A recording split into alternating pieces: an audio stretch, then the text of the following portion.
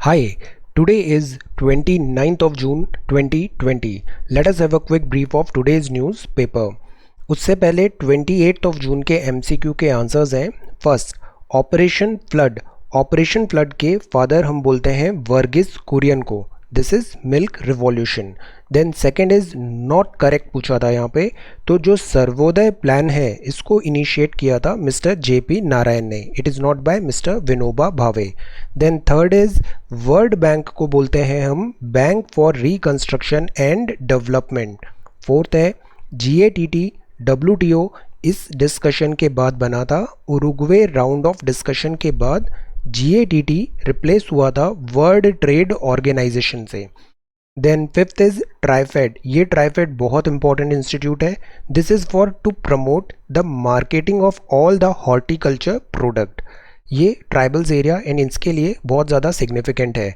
Then investment report जो annual publication होता है वो होता है by this UNCTAD. So this is 28th of June economics quiz.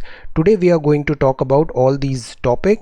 Vocabulary, India, China and LAC. Prime minister ने कल नेशन को एड्रेस किया था मन की बात में. इन्होंने काफ़ी सारे पॉइंट्स यहाँ पे रखे हैं. Will have a look.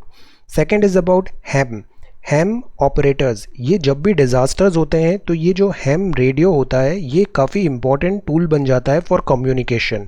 Third is about this the mosquito buzz may get louder. No mosquitoes no dengue. इसके बारे में हम कुछ यहाँ पे इंफॉर्मेशन देखेंगे. Then draft EIA notification. इससे पहले 2006 वर्जन था. अब 2020 का एनवायरमेंटल इम्पैक्ट असेसमेंट का ड्राफ्ट नोटिफिकेशन गवर्नमेंट ने रिलीज़ किया है. उस पर काफ़ी ज़्यादा क्रिटिसिज्म भी हो रहा है. Will have a look. Fifth is about making sense of China's calculation. ये बहुत अच्छा आर्टिकल है, नारायण साहब ने लिखा है. इसमें हम देखेंगे चाइना का जो इंटेंशन है वो पूरा हॉलिस्टिकली हमें कैसे समझना चाहिए. एट द सेम टाइम हमसे यहाँ पे क्या चूक हो गया कि हम ये गलवान क्राइसिस को पहले से ही समझ नहीं पाए. Sixth is about in border claims reimagining South Asia's boundaries. ये भी एक बहुत अच्छा यहाँ पे आउटलुक है. इन्होंने परसेप्शन दिया है कि हमें साउथ एशिया को यूनाइट और एक रीजन की तरह उभरने की क्यों ज़रूरत है. देन यहाँ पे PV नरसिम्हा राव साहब का the subversive insider. Will have a look. Then eighth is Russia speed up defence deal AK-203 और कामोव 226T लाइट हेलीकॉप्टर के बारे में हम जानेंगे. Then ninth is new rules to regulate exotic animals. Then tenth is education plus. और 11th है this is about the thriving in seclusion. ये है नारकोंडम हॉर्नबिल. वर्ल्ड न्यूज़ है. Then this is miscellaneous. Will talk about Madhya Pradesh में ये नया initiative है. International statistics day है. एंड संकल्प पर्व क्या है. And finally will talk about this ancient India quiz. So today we are going to talk about all these important topics in next 35 to 40 minutes. So let us begin. First है vocabulary. Befitting. यहाँ पे prime minister ने कहा है कि हम befitting reply देंगे. Befitting का मतलब होता है एप्रोप्रिएट टू द ओकेजन. जैसा ज़रूरी है उस ओकेजन में हम वैसा रिप्लाई वहाँ पे देंगे. एमेचर का मतलब होता है नॉन प्रोफेशनल है वो, दैट इज़ नॉट प्रोफेशनल. प्रीमेडिटेटेड का मतलब वो इंटेंशनल वर्क था, प्लान्ड वर्क था वो. फॉस्टर्स का मतलब होता है टू एनकरेज, फॉस्टर करना रिलेशन को, फॉस्टर करना किसी एक्टिविटी को. एम्बार्क का मतलब है ऑन बोर्ड और टू बिगिन. देन कंसीलमेंट का मतलब होता है किसी चीज़ को छुपाना, कवर अप करना, शेल्टर करना. पोर्टेंड मतलब ऑगर और किसी चीज़ को फोरशैडो कर रहा है, दैट इज़ कॉल्ड दिस पोर्टेंड. कुछ यहाँ पे ऐसा इवेंट होने वाला है उसको फोरशैडो ये है और ऑगर है. कोमोशन का मतलब होता है डिस्टर्बेंस है, अप्रोर है. और कॉन्सिक्रेट का मीनिंग होता है टू मेक और declare, that is basically this church में ये टर्म यूज़ होता है. कॉन्सिक्रेट का मतलब होता है टू मेक और डिक्लेयर समथिंग और टू सेंक्टिफाई करना, that is called this consecrate. Pertinent का मतलब होता है दैट इज़ रेलेवेंट, वो उस चीज़ में काफ़ी रेलेवेंट दिख रहा है, पॉइंट टू द पॉइंट है, that is called this pertinent option और pertinent talk. So these are some essential vocabulary words. If you come across any other word, write down that word along with its meaning in the comment section down below. ये कल prime minister ने nation को address किया था मन की बात में. यहाँ प्राइम मिनिस्टर ने कहा है कि हम बिफिटिंग रिप्लाई देंगे to those coveting our territory. Challenges जो 2020 के हैं that has brought should not weigh the country down. हम इसमें स्ट्रॉन्गर और यहाँ पे हम इमर्ज होंगे stronger after this 2020 crisis.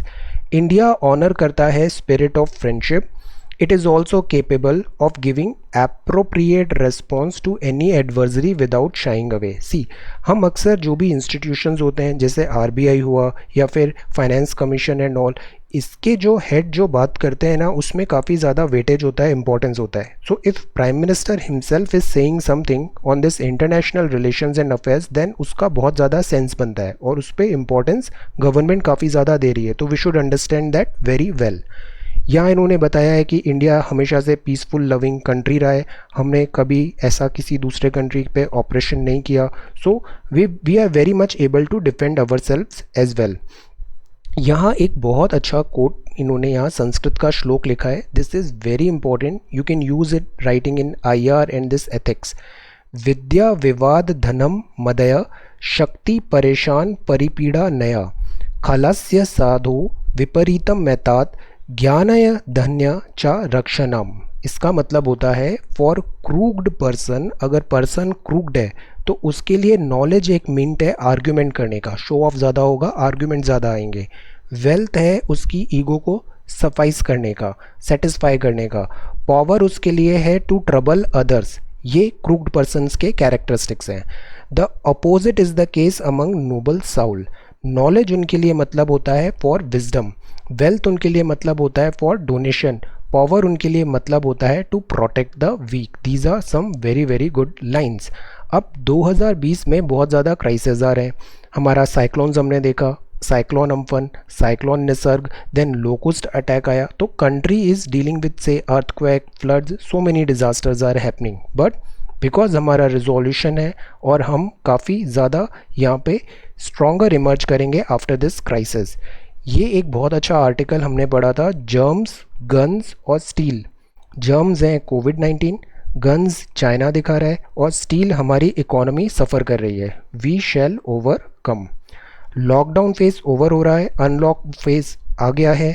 Defence production में सेल्फ रिलायंट होना बहुत ज़रूरी है। Despite core commander talk, troops are in eyeball to eyeball position. That is the problem with China. China बोलता कुछ है करता कुछ है, तो ये डिसीटफुल है, इस पर ट्रस्ट करना बहुत डिफ़िकल्ट है। आईबॉल टू आईबॉल पोजीशन पे अभी भी यहाँ पे लॉक्ड है। MEA ने भी मीनवाइल अपना टोन चेंज कर दिया है और बोला है वायलेंस एंड कैजुअलिटीज़ हुई है, ये चाइना का प्री मेडिटेटेड प्लान्ड एक्शन था। दिस इज़ नॉट राइट, ये इंटरनेशनल एथिक्स के अगेंस्ट जाता है और इंडिया इसके अगेंस्ट फ्री है एक स्ट्रॉन्ग एक्शन लेने के लिए। So these are some certain points. इस पूरे इंडिया एंड चाइना इशू या कोई भी इंटरनेशनल अफेयर का इशू होता है, इट इज़ ऑलवेज एडवाइजेबल कि जो गवर्नमेंट और जो सब्जेक्ट एक्सपर्ट्स बोल रहे हैं, सब्जेक्ट एक्सपर्ट्स मतलब these are subject experts who know the thing, who are at the top of their game, उस इंस्टीट्यूशन को ये हेल्ड कर रहे हैं। So these are subject experts, तो we should follow this line.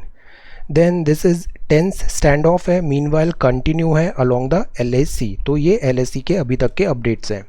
Then यहाँ एक न्यूज़ है, this is about ham operators. ये कर्नाटका में काफ़ी ज़्यादा ये हेम ऑपरेटर्स बेंगलुरु में ऐसे वर्क कर रहे हैं। ये हेम ऑपरेटर्स हैं। ये जो हेम ऑपरेटर्स होते हैं, this is a kind of this radio, जैसे ये रेडियो इनके हाथ में है ना, this is a kind of radio. ये एमेचर है, रेडियो ऑपरेटर है। जब भी ऐसे कुछ नेचुरल डिज़ास्टर्स आते हैं तो वहाँ पे लाइट का प्रॉब्लम है, इलेक्ट्रिसिटी है, कम्युनिकेशन ब्रेक हो गया है, उन सब केसेस में ये हैम ऑपरेटर्स काफ़ी सक्सेसफुल होते हैं ड्यूरिंग इमरजेंसी। क्राइसिस में, नेचुरल डिज़ास्टर में ये कम्युनिकेशन बहुत अच्छा हो सकता है, रेडियो कम्युनिकेशन होता है और ये ओपन होता है। एडवांटेज ये होता है कि ये मैसेज ईजिली ट्रांसमिट कर सकते हैं वाइड सेक्शन ऑफ सोसाइटी को वेरी क्विकली। इंडिविजुअल इसे ऑपरेट कर सकते हैं, इसमें बहुत ज़्यादा एक्सपर्टीज़ नहीं चाहिए। सो इससे क्या होता है, कैपेसिटी ऑगमेंटेशन होता है। बहुत सारे लोग इनपुट्स डाल रहे हैं तो वो एक बहुत होलिस्टिक नेटवर्क डेवलप हो जाता है। Ham operators are very useful during the crisis time. अब क्राइसिस यहाँ पे हो रहा है कोविड-19, तो कोविड-19 में बहुत सारे ऐसे वॉलंटियर हैं और उन्होंने एक टास्क फोर्स को हेल्प करने का यहाँ पे कमिटमेंट किया है। ये वॉच कर रहे हैं होम क्वारंटाइन पीपल पे कि वो होम क्वारंटाइन की गाइडलाइंस फॉलो कर रहे हैं या नहीं कर रहे हैं। वो कोऑर्डिनेट कर रहे हैं कम्युनिकेशन को। So these are doing this ham operator. Beware you are under ham operators watch. 260 volunteers हैं, ये फ्लैग कर रहे हैं violation by those under home isolation in Bangalore. Very very good concept, know about this. Then this is the mosquito buzz. ये mosquito का buzz है। See, India में malaria mosquito related diseases काफ़ी ज़्यादा कॉमन है। तो अक्सर जो म्यूनसिपैलिटी है, गवर्नमेंट है, ये करते हैं स्प्रे मॉस्किटो इंसेक्टिसाइड पेस्टिसाइड्स करते हैं, घर घर ये विज़िट करते हैं और ये ब्रीडिंग जो है मॉस्किटो उसको स्टॉप करने की स्क्रीनिंग सजेशंस इंस्पेक्शन होता है। कोविड-19 ने सारे जो रिसोर्सेज है मेडिकल वो लगा दिए, डाइवर्ट कर दिए टूवर्ड्स कोविड-19 कंटेनमेंट। तो ये जो दूसरी टाइप ऑफ डिसीजेज़ हैं ये कंट्रोल करना डिफ़िकल्ट हो रहा है। Pandemic induced constraints on domestic breeding checkers going door to door। इससे क्या होता है कि हमें वेक्टर बॉर्न डिसीज़ जो मॉस्किटोज़ करते हैं उसका थ्रेट बढ़ गया है। ये अब आप ट्विटर में हो ना तो ये बहुत अच्छे वहाँ पे ऐसे गाइडलाइंस आते हैं, जैसे वर्ल्ड हेल्थ ऑर्गेनाइजेशन का ये गाइडलाइन है, इन्फोग्राफिक है, नो मॉस्किटो नो डेंगू। इसके लिए हमें क्या क्या करना चाहिए? स्टोरेज जो वाटर है, स्टैगनेंट वाटर कहीं रखना ही नहीं है, stagnant water stinks, carefully refilling करें। फ्लावर वास प्लांट पॉट्स, इसमें मॉस्किटो ब्रीडिंग होती है, ड्रेन्स और गटर में होती है, अनयूज्ड कंटेनर है, टायर्स एंड ऑल यहाँ पे होती है। देन इन सब चीज़ों को हमें वाटर एम्प्टी करना है या फिर यहाँ पे प्रॉपर दिस इंसेक्टिसाइड्स हम डालें, ऑयल डालें, एक लेयर बन जाती है तो उससे मॉस्किटो की ब्रीडिंग स्टॉप हो जाती है। Even a bottle cap can contain enough water for a mosquito to breed. So we need to be very very careful because अभी इंस्पेक्शन और ये जो घर घर जाके चेक होता था वो अब नहीं हो पा रहा है। तो ये हमारी खुद की रिस्पॉन्सिबिलिटी है, मॉस्किटो को ब्रीड नहीं होने दें। मॉस्किटो ब्रीडिंग अभी अनचेक्ड है। मॉस्किटो से बहुत सारी डिसीजेज होती हैं, जैसे मलेरिया, डेंगू, चिकनगुनिया, और भी बहुत सारी डिसीजेज हैं, name of you. There are so many diseases because mosquito क्या है, वेक्टर है, डिसीज कैरिंग एजेंट है। Malaria, dengue, chikungunya, there are so many other, name them. कोविड-19 के कारण स्क्रीनिंग एंड प्रिवेंटिंग मेजर्स नहीं हो पा रहे हैं, रिसोर्सेज जो हैं वो डाइवर्ट हो गए हैं कोविड-19 पे, तो ये डिफ़िकल्ट हो गया है इनका screening. Now cleanliness is godliness, ये अक्सर हम बोलते हैं, स्वच्छ भारत अभियान में भी हमने इस पर बहुत ज़्यादा एम्फेसाइज़ किया था। गांधी जी भी बोलते थे स्वच्छता रहना बहुत ज़रूरी है। अगर आप साफ़ सफाई से रह रहे हैं ना, आप आधी डिसीज़ों को तो ऐसे ही वार्ड ऑफ कर देंगे, वो नहीं होगी।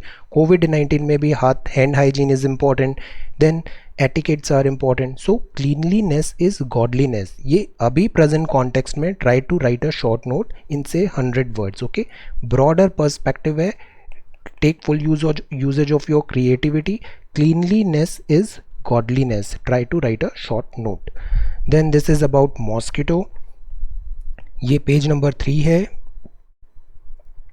This is page number 3, this is page number 4.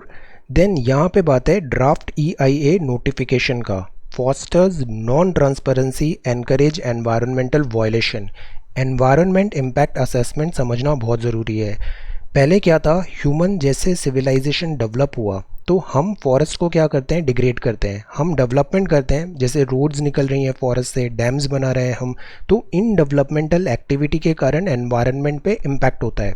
So that is why it is necessary कि before starting any bigger project हम पहले करें कि उसका एनवायरनमेंट इम्पैक्ट कितना होगा, उसका प्रॉपर असेसमेंट करें। ये draft environmental impact assessment notification 2020 है, ये सुपरसीड कर रहा है 2006 को, ये अभी गवर्नमेंट ने रिलीज़ किया था। इसको हमने बात किया था a couple of weeks back. Extend है deadline for receiving public comment 45 days government ने बढ़ा दी बिकॉज ऑफ कोविड-19। तो गवर्नमेंट क्या करती है, एक ड्राफ्ट प्रपोजल डालती है, लोगों से उसके ओपिनियन पूछती है, देन फिर उसमें नेसेसरी अगर चेंजेस करने हैं तो मॉडिफिकेशन भी होते हैं। तो यहाँ पे बात है इस ड्राफ्ट प्रपोजल का। ये जो EIA होता है ये डैम्स बनाने में, mining, thermal, power station, infrastructure projects, roads, trains et cetera, इसके लिए ये बहुत ज़्यादा इंपॉर्टेंट होता है। एनवायरनमेंट डैमेज होता है तो उसका impact assessment is very very important. That is Y sustainable development के गोल्स हम अचीव कर पाएंगे। इस EIA की प्रोसेस कैसे होती है, अगर आप गवर्नमेंट MOEFCC वेबसाइट में जाएंगे ना, बहुत डिटेल में इन्फोग्राफिक्स बने हुए हैं वहाँ पे। स्क्रीन करें पहले, स्कोपिंग करें, कलेक्टिंग बेसलाइन डेटा करें, फिर इम्पैक्ट प्रेडिक्शन होगा, फिर मिटिगेशन होगा, फिर मेजर्स आएंगे, फिर पब्लिक हियरिंग होती है, फिर डिसीजन मेकिंग होती है, फिर मॉनिटर एंड इम्प्लीमेंट होता है प्लान, और फिर बाद में रिस्क असेसमेंट होता है। तो ऐसे सिस्टमेटिकली ये स्टेप बाय स्टेप ये सारी प्रोसेसेस होती हैं। EIA 2020 में ऐसे कुछ चेंजेस आए हैं जिससे एक्सपर्ट्स एंड एक्टिविस्ट बोल रहे हैं कि ये जो एनवायरनमेंट की जो स्ट्रिक्ट गाइडलाइंस थी उसको डाइल्यूट किया गया है। यहाँ पे इजी वे है, इजीली आप एनवायरमेंटल डैमेज को बाईपास कर सकते हैं, तो विच इज़ नॉट गुड। ये प्रो डेवलपमेंट है, प्रो एनवायरनमेंट नहीं है। इसी चीज़ को यहाँ पे आगे बढ़ाया, जैसे ग्रीन क्लियरेंस देना था दिबांग वैली में। दिहांग पटकाई एलिफेंट कॉरिडोर, बताइए ये कहाँ पर है? दिबांग वैली कहाँ पर है? दिबांग हमने पढ़ा था। दिहांग पटकाई एलिफेंट रिजर्व कहाँ पर है? यहाँ पे कोल माइनिंग की क्लियरेंस की बात है। देन एक हाईवे है थ्रू भगवान वाइल्ड लाइफ सेंचुरी इन गोवा, यहाँ EIA प्रपोजल से रिलेटेड अभी इश्यूज़ है। लाइमस्टोन माइनिंग इन गिर नेशनल पार्क में भी, ये सारे जो पार्क्स हैं ना ये अभी बहुत न्यूज़ में है लास्ट 1 मंथ से, और इसको समझना है, इनका मैपिंग लोकेशन क्या है, everything you should know. Then charges foster non transparency dilution of law, ये EIA पे एक्टिविस्ट चार्जेस लगा रहे हैं कि ये डायल्यूट कर रहा है एनवायरमेंटल प्रोटेक्शन के लॉज को। तो दिस इज़ EIA नोटिफिकेशन, अभी ये फाइनल नहीं हुआ है, अभी इसमें गवर्नमेंट आपसे सजेशंस पूछ रही है। Have a look, MOEF FCC website. Then this is editorial, this is brief reprieve FATF and Pakistan के बारे में लिखा है। यहाँ पे लेटर एंड स्पिरिट है, Jammu and Kashmir new domicile, Sunday के हमने सेक्शन में पढ़ा था ये न्यू डोमिसाइल के क्या लॉज हैं। Then this is making sense of China's calculation. Now this is a very very important article. Analyst जो हैं, ये आर्टिकल लिखा है मिस्टर MK नारायण साहब ने। ये MK नारायण साहब फॉर्मर नेशनल सिक्योरिटी एडवाइज़र रहे हैं, और इनके इनपुट्स बहुत बहुत अच्छे होते हैं, काफ़ी थॉरो इनका रहता है, analysis is really good. Analyst जो है अभी प्रॉब्लम क्या है, जो गलवान का एरिया हुआ, गलवान एरिया में क्लैशेस हुए, दैट इज़ गुड, बट हम हमेशा समझते हैं एक अच्छा एडमिनिस्ट्रेटर वो होता है जो प्रॉब्लम सॉल्व करता है, उससे अच्छा एडमिनिस्ट्रेटर वो होता है जो प्रॉब्लम आने से पहले ही उसको प्रेडिक्ट कर लेता है और उसका सॉल्यूशन निकाल लेता है। तो हम यहाँ पे कैसे चूक गए? गलवान में पहले ही चाइना बिल्डअप कर रहा था, हमारी इंटेलिजेंस एजेंसीज़ हैं वो उसको क्यों एनालाइज नहीं कर पाई, इवेंट ऐसा टिपिंग पॉइंट पे क्यों आया? Analysts should have considered the pandemic impact on its economy and India's strategic alignment with the USA. Galwan जो एरिया है ये हमने व्यू किया as an aberration, new and fractious phase आ गया है इंडिया चाइना रिलेशंस में, बिकॉज 1967 के बाद से ये ऐसा कोई बड़ा यहाँ पे ऐसा फ्लैश पॉइंट बना है, ऐसा क्लैश हुआ है दोनों फोर्सेस में। तो ये ऐसा हुआ क्यों? और इसने काफ़ी सारे रूल्स जो हैं एंगेजमेंट के वो चेंज हो गए हैं। इंडिया चाइना का जो रिलेशंस है वो अब न्यू एंड डिफरेंट नॉर्मल की तरफ बढ़ रहे हैं, न्यू एंड फ्रैक्शियस फेज आ रहा है। गलवान का अगर अपन स्ट्रैटेजिकली देखें तो this is strategically very very important. China चाहता है इस मैटर को वो सेटल करे उसके फेवर में, बिकॉज इससे पहले गलवान पे कभी चाइना ने क्लेम्स नहीं किए थे, but now China is putting claim on Galwan as well. China Aksai Chin जो है उसको बहुत इंपॉर्टेंट समझता है अपने लिए, बिकॉज उसके दिस CPEC जो है वो उसका कंट्रोल करने के लिए this area is very important for China. अगस्त 5 के बाद जो गवर्नमेंट ने चेंजेस किए, यूटीज़ बनाया, उसने स्पूक कर दिया चाइना को ऐसा पॉसिबल है। इंटेलिजेंस जो होती है इसका इंटरप्रिटेशन करना बहुत ज़रूरी है। फॉर एग्जांपल आपको इन्फॉर्मेशन मिल गया, बट उस इन्फॉर्मेशन को तभी यूज़फुल होगा जब आप उसको इंटरप्रेट कर पाओगे। तो interpretation of intelligence is important. और जो दूसरा इंपॉर्टेंट चीज़ होता है वो होता है टाइमली एक्शन। कई बार हमें पता होता है ऐसा करना है बट हम करते नहीं हैं, हम लेज़ी हो जाते हैं, लेड बैक एटीट्यूड होता है, और फिर बहुत डिफ़िकल्ट सर्कमस्टेंसेज में डिफ़िकल्टी के साथ फिर वो काम करते हैं, टाइम पे नहीं करते हैं, बाद में करते हैं, तो सेम रिजल्ट्स भी नहीं मिलते हैं। A stitch in time saves 9, हम ये भूल जाते हैं बार बार। Timely action is very very important. Intelligence मिला, इंटरप्रिटेशन हुआ, now take action, don't sit on that. Assessment fell short, that is the problem. China और कोविड-19 इसके कारण इकोनॉमिक डिक्लाइन है यहाँ पे। अगर हम चाइना के व्यू पॉइंट से देखें तो वहाँ पे इकोनॉमिक डिक्लाइन हो रहा है, और इसके लिए चाइना बहुत सेंसिटिव है। पॉलिटिकल लीडरशिप वहाँ पे क्वेश्चंस उठ रहे हैं, और उस पर शी जिनपिंग के लीडरशिप पे सवाल उठ रहे हैं। तो ऐसा एक रूल होता है अक्सर, ऑब्जर्वेशन से आप देखोगे, हिस्टोरिकली प्रूवन है कि जब a person is week and insecure, जब वो वीक और इनसिक्योर होता है ना, वो ज़्यादा एग्रेसिव हो जाता है। तो same we can think of China. China because of this कोविड-19 इकोनॉमिक डिक्लाइन और पॉलिटिकल लीडरशिप, तो दैट इज़ वाई चाइना ज़्यादा एग्रेसिव हो गया है इस इंटरनेशनल बॉर्डर्स एंड रिलेशंस में। साउथ चाइना सी में भी चाइना काफ़ी ज़्यादा एग्रेसिव हो रहा है, यूएसए के साथ एग्रेसिव हो रहा है, ऑस्ट्रेलिया के साथ एग्रेसिव हो रहा है। वाई? बिकॉज प्रोबेबली ये डाइवर्ट करने की यहाँ पे कोशिश है, टैक्टिक है। इंडिया और जो यूएसए का है, इनकी इंक्रीजिंग प्रॉक्सिमिटी है।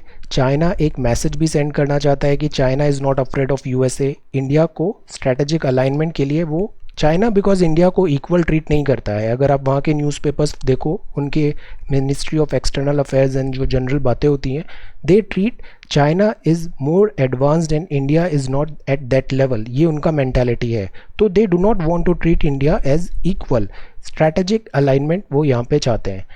समिट डिप्लोमेसी की बात करें, जैसे इंडियन प्राइम मिनिस्टर वुहान पे गए थे, शी जिनपिंग ममल्लापुरम में आए थे, ये इतने ज़्यादा रिजल्ट्स अक्सर आते नहीं हैं। बिकॉज प्रॉब्लम ये आता है कि इसमें लिमिटेशंस बहुत हो जाती है जब डायरेक्ट दोनों लीडर आपस में बात कर रहे हैं। और वेर एज जब मिनिस्ट्री ऑफ एक्सटर्नल अफेयर्स बातें करती है आपस में, तो ये लोग होते हैं seasoned diplomat, IFS and all. ये लोग they are trained to do this thing, तो they do a better job. ये सब्जेक्ट एक्सपर्ट्स होते हैं ना, दीज आर सब्जेक्ट एक्सपर्ट्स। ये हैं असली सब्जेक्ट एक्सपर्ट्स पॉलिसी मेकिंग में, because they know so many things, first hand information है और ये फोर फ्रंट पे होते हैं। तो हमें यहाँ पे भी ध्यान रखने की ज़रूरत है कि let experts do their job. Subject experts हैं, उनको अपना काम करने दें freely. This we should do. तो ये था दिस इंडिया एंड चाइना का making sense of China's calculation. China is very very important to learn. Past 1 month में हमने चाइना की फ़िलॉसफी, उसका डॉक्ट्राइन, उसके काम करने का तरीका, Deng Xiaoping, Xi Jinping, then माओ, जो एन लाई, ये सारे डिफरेंट हमने पढ़े हैं। इंडिया चाइना रिलेशंस भी देखे हैं। ये बहुत सिस्टमेटिकली हमें समझना है, बिकॉज आने वाले टाइम पे चाइना के साथ हमारे इंटरेक्शंस पॉजिटिव या negative, they are going to be on rise. Then this is missing sense, making sense of China's calculation. यहाँ पे बात है in border claims reimagining South Asia's boundary. ये भी एक बहुत थॉट प्रोवोकिंग आर्टिकल है, बहुत मैच्योर है। जब आप आईआर के आंसर्स लिखते हो ना, तो they have to be very mature. Tone होती है। साइंस एंड टेक्नोलॉजी में अगर कोई आंसर लिख रहे हैं तो that has to be point wise होना चाहिए, उसमें facts and data and this direct to the point होने चाहिए। आईआर में जब आप आंसर्स लिखते हो तो you have to be very subtle, language बहुत ज़्यादा उसमें मैटर करती है। So keep this in mind.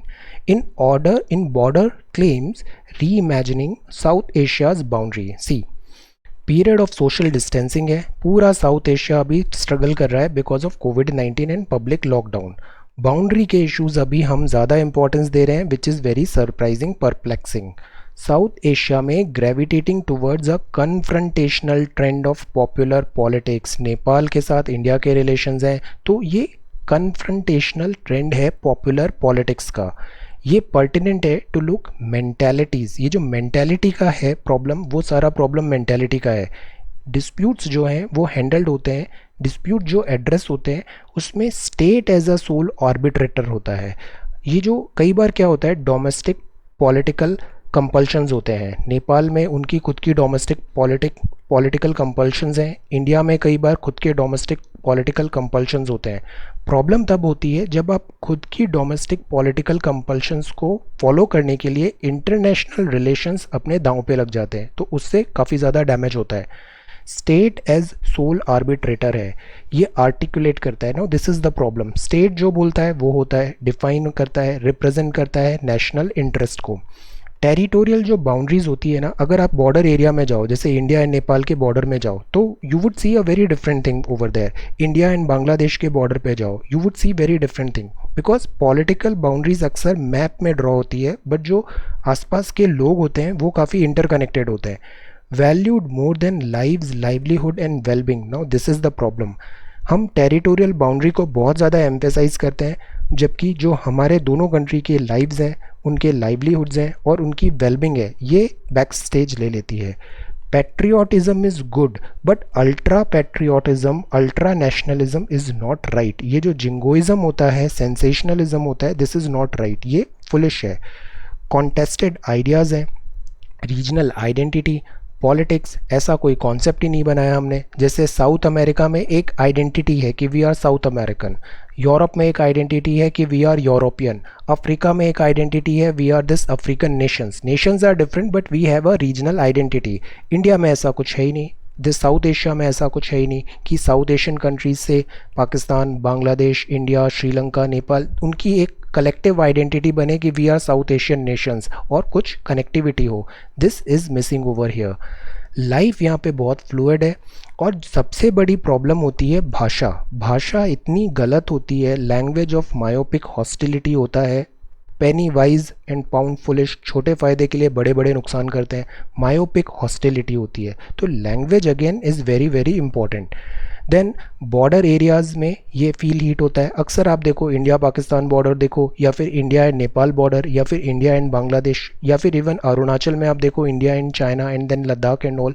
ये जो बॉर्डर एरियाज़ होते हैं अक्सर यहाँ पे heat, they feel difficulty. Immature and dangerous language is very very dangerous. Immature language is very dangerous.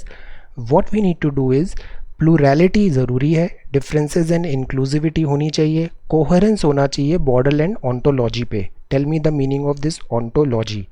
They defy the logic of singular unifying exclusive identity that the nation states privilege. ये एक point of view है and it is very interesting point of view. Natural vessels to de essentialise the statist paradigm. हम nation wise identification कर रहे हैं, ये इसके challenges हैं।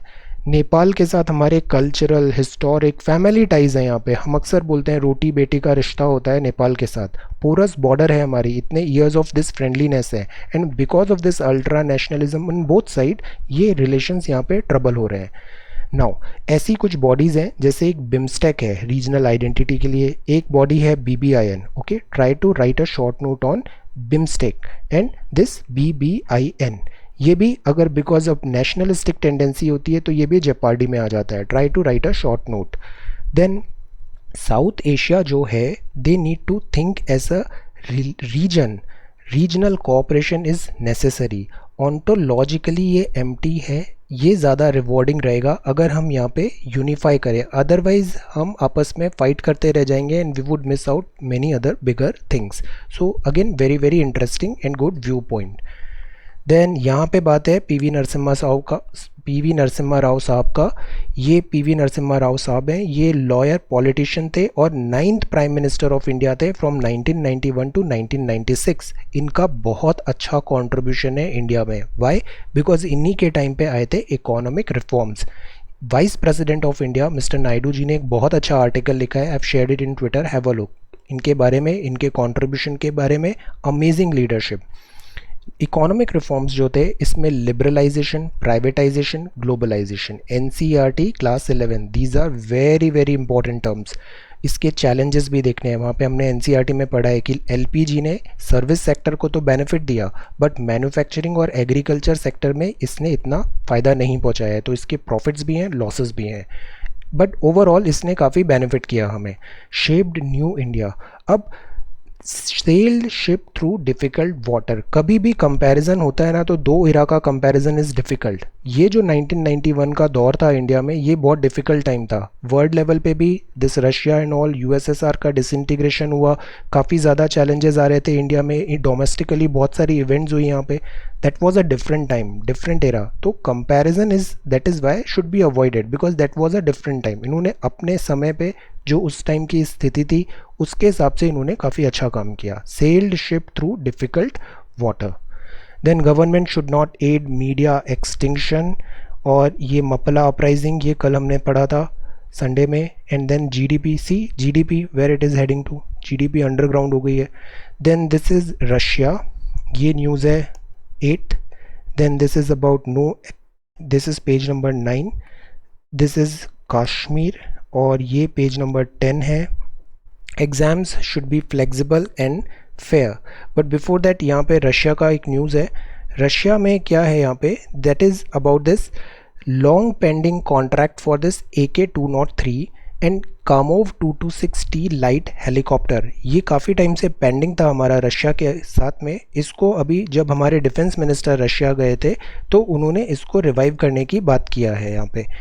This is Russia to speed up defence deal. ये AK-203 और कामोव 226T लाइट हेलीकॉप्टर है। ये लॉन्ग पेंडिंग कॉन्ट्रैक्ट था यूटिलिटी हेलीकॉप्टर का, इसको हम रिवाइव कर रहे हैं, जल्दी स्पीड अप कर रहे हैं। S-400 मिसाइल डिफेंस सिस्टम भी होता है, ये 2021 के एंड तक डिलीवरी स्टार्ट हो जाएगी। ये जो AK-203 है ना, दिस इज़ इम्पॉर्टेंट। ये डील है करीब 7.5 लाख राइफल्स हम लेंगे, जिसमें से जो 1 लाख होगी वो डायरेक्टली इंपोर्टेड होगी और जो 6.71 लाख होगी वो जॉइंट मैन्युफैक्चर्ड होगा, जॉइंट वेंचर होगा Indo Russian rifles private limited का, और ये बनेगा कोरवा उत्तर प्रदेश में। This is very important. Then ये जो कामोव 226 लाइट हेलीकॉप्टर है करीब 200 लेंगे, यूटिलिटी हेलीकॉप्टर। इसमें लेवल ऑफ इंडिजिनाइजेशन पे अभी थोड़े टॉक्स और होंगे, डिस्कशंस एंड नेगोशिएशंस होंगे। So this is about defence deal. Then this is new rules to regulate exotic animals. This is new rules to regulate exotic animal trade.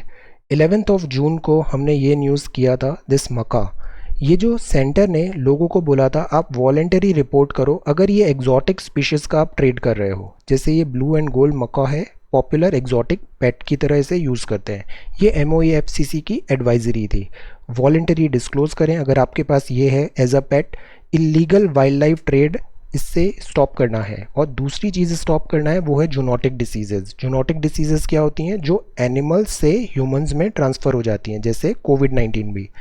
Exotic species birds, reptile, mammal, fishes, इन सब के लिए था। तो इसने sites का भी दिया था, यहाँ पे डिटेल अपेंडाइसिस 1, 2 एंड 3 में है। अगर वो तो उसमें आपको रिपोर्टिंग देना पड़ेगा। ये जो WPA है उसके लिए अप्लीकेबल नहीं है, उनको तो आप ट्रेड ही नहीं कर सकते हो। चीफ जो है वाइल्ड लाइफ वार्डन का, इसका अप्रूवल लेना ज़रूरी है। Wildlife crime control bureau organisation है जो उसको मॉनिटर करेगी। FATF का भी यहाँ पे रोल आया था। FATF ने कहा था, ये फाइनेंशियल एक्शन टास्क फोर्स, कल आपने बहुत अच्छे आंसर्स लिखे हैं इस पे। ग्लोबल थ्रेट ऑर्गेनाइज्ड क्राइम का हो रहा है दिस एनिमल ट्रैफिकिंग से, और ये $23 बिलियन का बिजनेस बन गया है, विच इज़ ह्यूज। अभी आज जो न्यूज़ है उसमें ये लिखा है कि foreign trade ministry of commerce है that overseas such trade. Currently ऐसा है, बट अब जो नए रूल है उसमें owners and possessors of such animals and birds register करना पड़ेगा अपने स्टॉक को। चीफ वाइल्ड लाइफ वार्डन उनके जो भी स्टेट में है उसके को, अगर आपके पास ऐसी कोई स्पीशीज़ है exotic species as a pet, तो you have to register. CITES एक है मल्टीलेटरल ट्रीटी है ये, इसमें प्लांट्स, एनिमल्स, बर्ड्स सारे आते हैं, थ्रेट ऑफ एक्सटिंक्शन में है। इनका जॉइंट प्रोटेक्शन मिला है मेंबर ऑफ IUCN से, international union for conservation of nature, और इंडिया इसका सिग्नेटरी भी है। क्वेश्चन आया था इंडिया साइट का सिग्नेटरी है? Yes, India is a signatory. तो ये 6 मंथ के अंदर स्टॉक डिक्लेयर करना है और इसको एप्लीकेबल करना है एग्जॉटिक स्पीशीज़ का। This is very important, 2 reason से। एक तो मनी लॉन्ड्रिंग, FATF ने जो दो बोला, दूसरा है this zoonotic diseases, zoonotic diseases जैसे covid. Then this is education plus, this is again very very important. Exams जो है ना ये बहुत फ्लेक्सिबल होने चाहिए और फेयर होना चाहिए। जो एग्ज़ाम लर्निंग पूरा जो प्रोसेस है that should not be a burden नहीं होना चाहिए। Exams should be flexible and बहुत फेयर वे में होना चाहिए। ओवरहॉल करने की ज़रूरत है हमें लर्निंग एंड एजुकेशन सिस्टम को। क्वालिटी होना बहुत ज़रूरी है, अफोर्डेबिलिटी होना ज़रूरी है, एक्सेसिबिलिटी होना ज़रूरी है लर्निंग एंड एजुकेशन का, और it should not be pushed, pressurise नहीं होना चाहिए।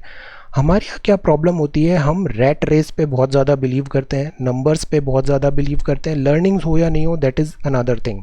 रोबोट्स क्रिएट कर रहे हैं, इस आंसर में ये पैटर्न में लिख देना, इंट्रोडक्शन, बॉडी और कंक्लूजन, बस हो गया। क्वेश्चन पढ़ना नहीं है, किस सिलेबस से है, क्या पूछा है, नहीं, but this no. You do not need to be a robot, you need to be your own creativity, your own understanding। अगर सब एक जैसा बन जाएंगे ना तो that would not be right। You should not become a robot, you should have your own genuineness होनी चाहिए और originality होनी चाहिए। ये हमने क्या किया है, ब्लेटेंट कमर्शलाइजेशन कर रहे हैं, रोट मेमोराइजेशन पे बता रहे हैं, ये नोट्स पढ़ लेंगे और फिर इसको लिख के पास हो जाएंगे, नंबर्स आ जाएंगे, but education is missing. Then unethical shortcut सिखाए जाते हैं which is again not right. Materialistic mentality को हम एनकरेज करते हैं स्टूडेंट्स में which is also again not right, because in the end students का इससे बहुत ज़्यादा नुकसान होता है। तो ये जो चीज़ें हैं that we need to care. Overall की बहुत ज़रूरी है लर्निंग एंड एजुकेशन का। एक और प्रॉब्लम होती है, हम ऑन द टॉप ग्लोरिफिकेशन करते हैं सक्सेस का और टॉपर्स का. If somebody has done well in an examination that is a very good thing, but अगर आप उसे ओवर द टॉप ग्लोरिफिकेशन कर रहे हो, लाइक प्राइमरी नर्सरी के बच्चे हैं, उनके बड़े बड़े बिलबोर्ड्स में आप लगा रहे हो photo, achievers and all this, no, this is not good for these toppers, this is not good for those who want to become a topper. ये दोनों के लिए, स्टूडेंट्स के लिए this is not right. overt glorification, overt commercialization of education system is wrong. Success and toppers achievements को हम इतना ज़्यादा ग्लोरीफाई कर देते हैं, काफ़ी सारे स्टूडेंट्स फिर मेंटल प्रेशर, डिप्रेशन, इन सब चीज़ों में आ जाते हैं, which is again harmful. Cognitive tools हमें जनरेट करने चाहिए और सेल्फ लर्निंग सबसे ज़्यादा इम्पॉर्टेंट है. आप एक बार एक फ़िश दोगे, वो एक बार खाएगा. अगर आप उसे फ़िश पकड़ना सिखा दोगे, वो हमेशा अपने आप इंडिपेंडेंट हो जाएगा. तो why don't we try to make students independent.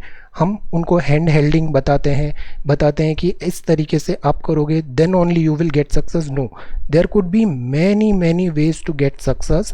Have your own originality.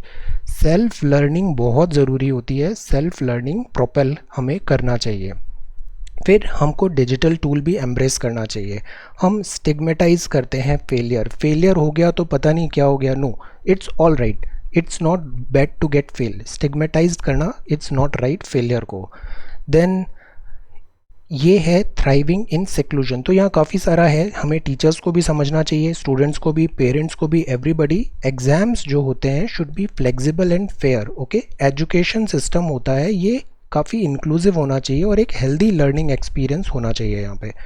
Then this is happy living for elderly, we are not dressing for health. ये मिथ्स हैं. जैसे हम क्या मिथ करते हैं, हम ये मिथ करते हैं कि सैनिटाइज़र अगर हम थोड़ा सा लगा लेंगे, रब कर लेंगे, that would be good. No, उसका प्रॉपर वे होता है सैनिटाइज़र यूज़ करने का. We should go for that. If I have no soap, it's best to use sanitiser. As long as I use sanitiser I am safe. No, this is not right. Then a dab of sanitiser obliterate corona virus. No, they are basically alcohol के रहते हैं, एक layer बन जाती है और जो protect करती है. बट ऐसा नहीं है कि 5 सेकेंड के लिए सैनिटाइज़र लगा दिया and then you are good to go. No, these are not right. एक प्रॉपर वे होता है इनके यूज़ करने का. साबुन से हाथ धोते हैं तो वो भी 30 to 1 मिनट तक प्रोसेस होता है, वो फॉलो करना चाहिए. Then this is thriving in seclusion. ये जो बर्ड है ना, ये बहुत इंपॉर्टेंट बर्ड है. ये है नारकोंडम हॉर्नबिल. हॉर्नबिल के बहुत सारे फेस्टिवल्स होते हैं और इसका कल्चरल सिग्निफिकेंस भी बहुत ज़्यादा है. Chasing the trail, Narcondam hornbill. यहाँ पे फोटोग्राफर इनको फोटोग्राफ कर रहे हैं. Try to write a short note on this hornbill location क्या है, इनकी हैबिटेट क्या है, इनका फेस्टिवल्स कौन सा होता है हॉर्नबिल का. Try to write a short note. So this is thriving in seclusion. Then ये वर्ड न्यूज़ है. इन्फेक्शंस 10 मिलियन मार्क क्रॉस कर गए हैं कोविड-19 के. This is big thing. Infection 10 million cross हो गया है. रशिया मीनवाइल यहाँ पे करता है आर्कटिक डंपिंग. आर्कटिक मतलब ये इक्वेटर है, इक्वेटर के ऊपर नॉर्थ में जाएंगे तो यहाँ पे आता है आर्कटिक, साउथ में जाते हैं तो आता है अंटार्कटिक, और रशिया यहाँ पे आ जाता है. India then China then Russia start हो जाता है. तो रशिया यहाँ पे डंप कर रहा है अपने वेस्ट. आर्कटिक डंपिंग का डिस्चार्ज है वेस्ट वाटर का. और ये जो होती है ये बायोम्स होती है. अगेन ज्योग्राफी बेसिक्स एनसीईआरटी, ये बायोम्स हैं, टुंड्रा बायोम है यहाँ पे, और ये बहुत डेलिकेट है, सेंसिटिव है, तो यहाँ ये इस टाइप के डैमेज हो रहे हैं. देन मिसलेनियस में यहाँ पे रिवर दिस खराया लाख, ये रिवर का नाम है. मिसलेनियस न्यूज़ में मध्य प्रदेश में किल कोरोना कैंपेन है, डोर टू डोर सर्वे होगा, 15 दिन तक चलेगा. आज इंटरनेशनल स्टैटिस्टिक्स डे है. ट्विटर में बहुत अच्छे इन्फोग्राफिक्स आज शेयर हुए हैं, दे आर रियली गुड. ये जो पीसी महलनोबिस है, एनसीईआरटी क्लास 11th इकोनॉमी, इनका बहुत बड़ा कंट्रीब्यूशन है इंडियन इकोनॉमिक पॉलिसी को शेप करने का, स्पेशली दिस प्लानिंग कमीशन पे. इनके बारे में जानना ज़रूरी है. Try to write a short note. PC Mahalanobis, इनका बहुत बड़ा कंट्रीब्यूशन है. इस बार जो स्टैटिस्टिक्स डे है वो इनकी याद में मनाते हैं अपन, celebrated on 29 June 2020.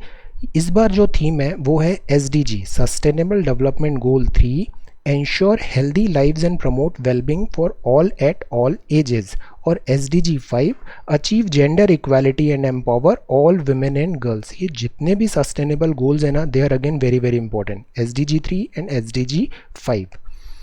Then this is Sankalp Parv. संकल्प पर्व 2 हफ्ते का पर्व है, मिनिस्ट्री ऑफ कल्चर कर रही है. इसमें ये 5 ट्री सैपलिंग्स मतलब पौधे लगाने हैं हमें पेड़ के, इन पे फोकस है. क्या क्या है? बरगद, आंवला, पीपल, अशोक और बेल। इनका फोटो भी आप देखो गूगल करके, you should be able to identify these trees. बरगद, आंवला, पीपल, अशोक और ये बेल है। नाउ ट्रीज के लिए बोला जाता है the best time to plant a tree was 20 years ago. कोई भी अच्छा काम करने का सही टाइम था कि उसको हमने पहले ही स्टार्ट कर दिया होता। The next best time is now. Now right answers now. कल नहीं किया इट्स ओके, आज लिखो the second best time is now. Study well. Then this is ancient India quiz. During whose reign was the fourth Buddhist council held? बताइए, अशोका, काल अशोका, अजातशत्रु और कनिष्का ऐसे Buddhist council हुई थी। तो जो फोर्थ है वो किसके रीन पे हुआ था? देन ये मौर्य एम्पायर बहुत इंपॉर्टेंट है एंशियंट इंडिया में। Who was the superintendent of port? Ports ये यूज़ करते थे, शिप्स एंड ऑल। पोर्ट का सुपरिंटेंडेंट कौन था? दिस और दिस। Try to answer this question. ऐसे कई बार छोटे छोटे वर्ड्स आ जाते हैं कि ये सुपरिंटेंडेंट कौन था, लीडर कौन था, एंशियंट इंडिया से रिलेटेड कुछ वर्ड्स का। So this is important. Then third is which of the following Vedanga is related to metrics? Metrics मतलब ये जो सिस्टम स्केल का होता है, कल्प, निरुक्त, छंद और शिक्षा, इनमें से कौन सा वेदांग है जो मैट्रिक्स के लिए है? Fourth is this Malavika Agnimitra. अक्सर बुक्स और उनके ऑथर, पोएम्स और उनके राइटर ऐसे करके पोस्ट आती हैं, कालिदास, तुलसीदास, अग्निमित्र, चाणक्य। मालविका अग्निमित्र किसने लिखा था? Then who wrote Mahabhashya? Mahabhashya किसने लिखा? पणनी, पतंजलि, कालिदास और तुलसीदास। और जो सिक्स्थ है, ये अभी कुशीनगर एयरपोर्ट भी देखा था हमने। Lord Buddha attained parinirvana was located in which among the following provinces of ancient India? Modern नहीं, ancient India. Anga, Magad, Malla or Vats. So these are 6 questions. Try to answer these questions. Okay. This is about 4th Buddhist Council. This is Superintendent of Port in Maurya Empire. ये वेदांग है, ये मालविका अग्निमित्र है, ये महाभाष्य है और ये कुशीनगर किस province में था? ये मनी वाइज है। ओके। देन स्पोर्ट्स में देयर इज नो शो, एक rare biological phenomenon spotted dragonfly है, ऐसी कुछ फाइंडिंग्स हैं यहाँ पे। So this is sports show. Today we read about miscellaneous, international statistics day, PC Mahalanobis, try to write a short note. Very important personality. ये संकल्प पर्व है, इनके फोटोज देखने हैं आज। बरगद, आंवला, पीपल, अशोक, बेल। आपको पता होना चाहिए ये पौधों के बारे में। And the best time to plant a tree was 20 years ago. The second best time is now. Time is limited, learn it. Word, this is thriving in seclusion. Education plus है। एजुकेशन जो होता है उसमें self learning भी बहुत important होती है। हमें इसमें एक शॉर्ट नोट भी लिखना है, दिस नारकुंडम, दिस हॉर्नबिल पे, हॉर्नबिल टोटल। एक्जॉटिक एनिमल्स की नई रूल्स हैं। AK203 एंड कामोव 226T है, PV नरसिम्हा राव साहब हैं। और then BIMSTEC and BBIN, we should know about these two, BIMSTEC and BBIN short note. Then in border claims reimagining South Asia's boundary. This is about making sense of China's calculation, Narayan साहब का article, very good. ये draft EIA notification है। Mosquitoes, say no to mosquitoes, ये सारी activities आज ही घर पे आपको चेक करना है। कहीं पे भी स्टोर्ड वाटर नहीं होना चाहिए, मॉस्किटो ब्रीडिंग साइट नहीं बनाना है। हम ऑपरेटर्स हैं और ये प्राइम मिनिस्टर ने दिया है। ये जो कोट है, this is very very good shloka, note it down. Knowledge is meant for wisdom, wealth for donation and power to protect the weak. Then this is the vocabulary और ये है 29 June of 2020। So thank you so much for watching this video. Take care, study well and be safe.